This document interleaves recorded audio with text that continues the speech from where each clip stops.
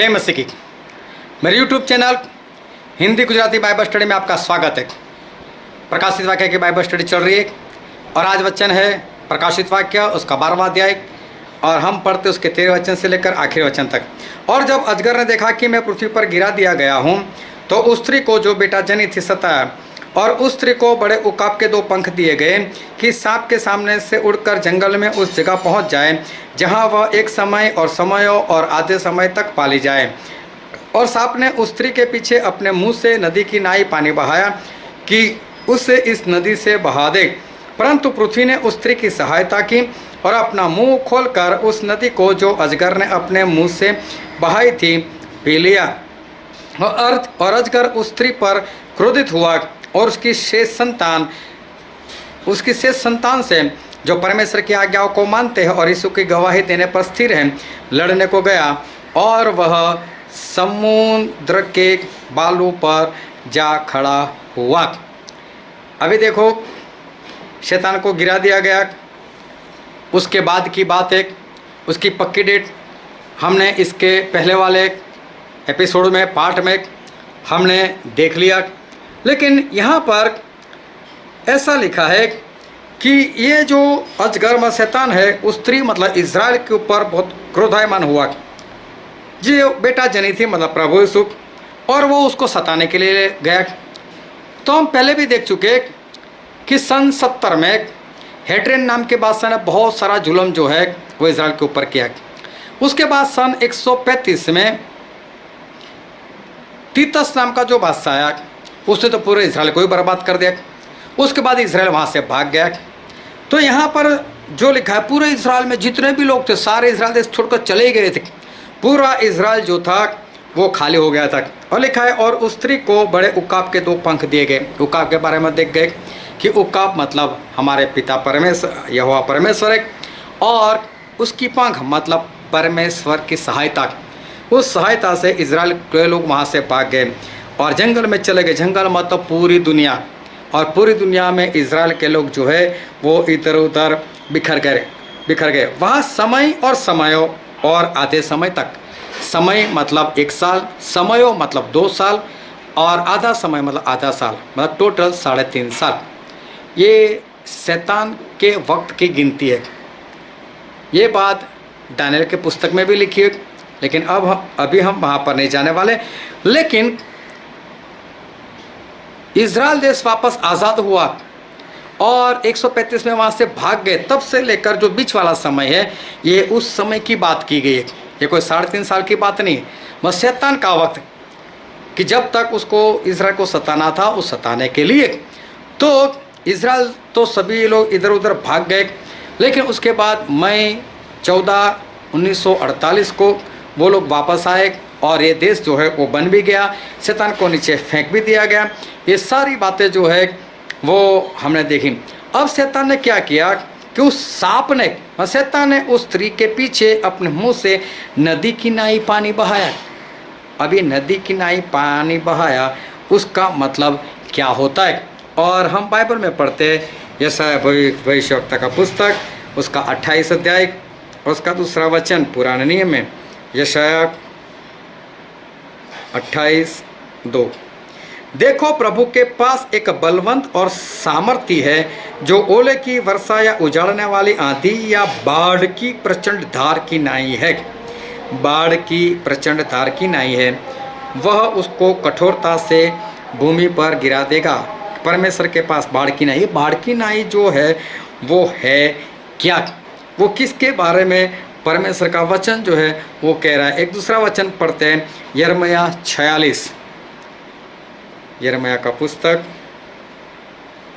और उसका 46 और उसका 7 और 8 वचन। वह कौन है जो नील नदी की नाई जिसका जल महानदों का सा उछलता है बड़ा चला आता है। देखो यहाँ पर लिखा है नील नदी की नाई, जो हमने प्रकाशित वाक्य में पढ़ा वैसा ही कि एक नदी की धार बहा दी। तो वो कौन है? कौन उछलता सा रहा है?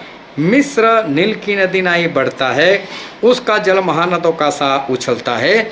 वह कहता है मैं चढ़कर पृथ्वी को भर दूंगा, मैं नगरों को उनके निवासियों समेत नाश कर दूंगा। मतलब यहाँ पर एक सेना की बात की। शैतान ने एक नदी का सा जल जो है वो उस स्त्री के ऊपर, मतलब इस इज़राइल के ऊपर डाल दिया। एक बड़ी सेना की बात की। एक वचन और भी हम पढ़ते हैं जो है आमोस भविष्यवक्ता के पुस्तक में, उसका 8वां अध्याय और उसका 8वां ही वचन। आमोस 8:8। क्या इस कारण भूमि न कांपेगी और क्या उन पर के सब रहने वाले विलाप न करेंगे?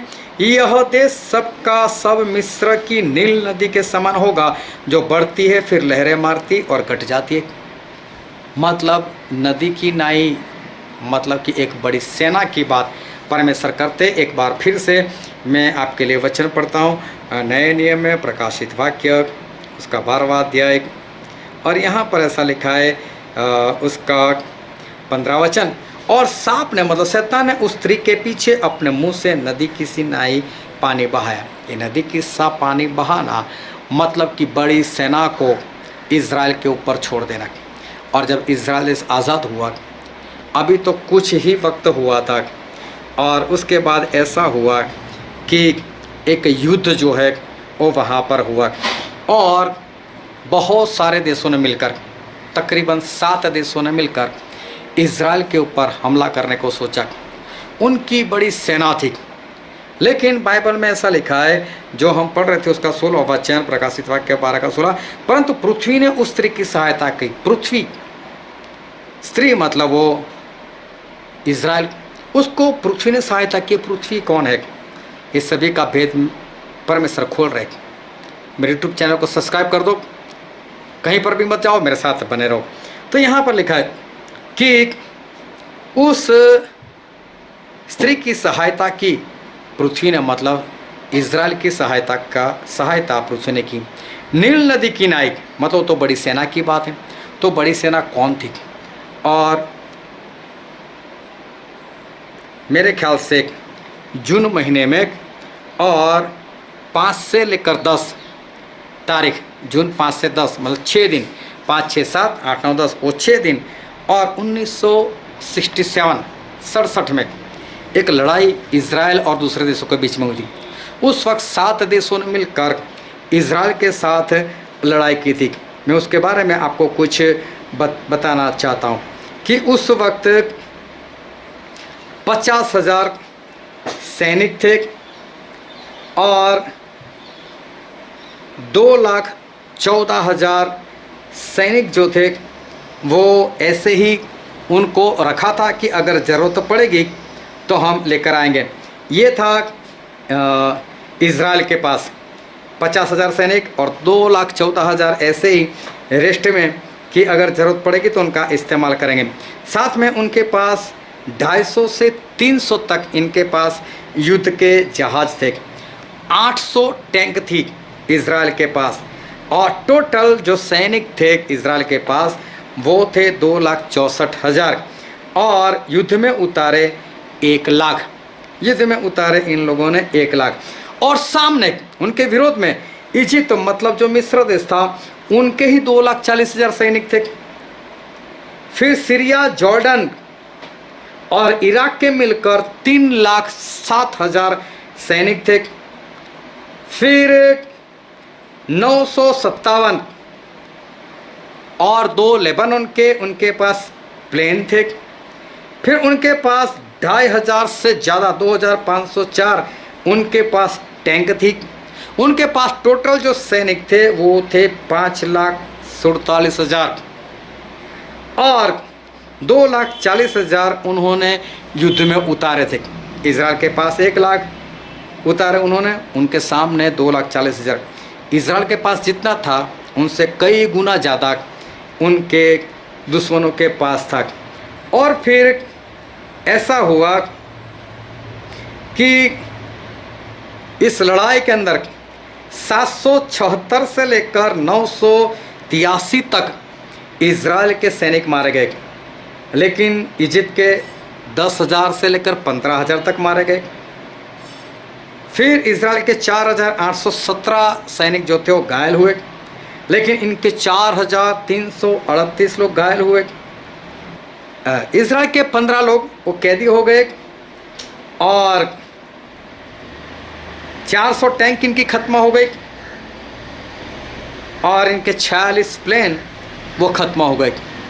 और सामने ऐसा हुआ, इजिप्ट के 10,000 से 15,000 सैनिक मार दिए गए, 4,338 कैद हो गए, जॉर्डन के 696 मारे गए और 533 कैद हो गए, सीरिया के 2,500 मारे गए, 591 वो कैद हो गए, इराक के 10 सैनिक मारे गए और 30 घायल हुए, लेबनान के 51 मारे गए और एक प्लेन उनका लापता हो गया और ज़्यादातर टैंक इनकी नाश हो गई और 452 से ज़्यादा प्लेन जो है वो ख़त्म हो गया और 6 दिन में इज़राइल ने ये लड़ाई जीत ली।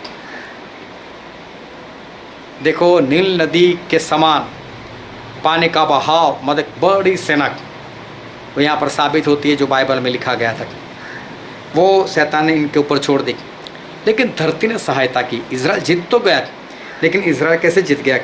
तो ब्रिटेन और अमेरिका ने इज़राइल को बहुत सहायता की थी और ख़ास करके जो आसमान से हमले होते, प्लेन से हमले होते, उसमें उन्होंने बहुत ही सहायता की।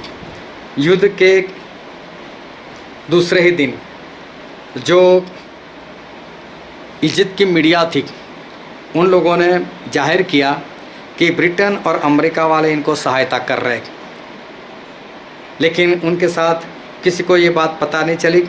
लेकिन ब्रिटेन और अमेरिका ने इज़राइल को काफ़ी सहायता की और इनकी सेना कहाँ कहाँ पर है, कहाँ कहाँ पर प्लेन है, उसका सारा मुआयना कर कर इज़राइल को ये खबर पहुँचाते थे और इस तरह से इज़राइल जो है वही लड़ाई जीत गया। धरती ने सहायता की, मतलब अमेरिका और ब्रिटेन।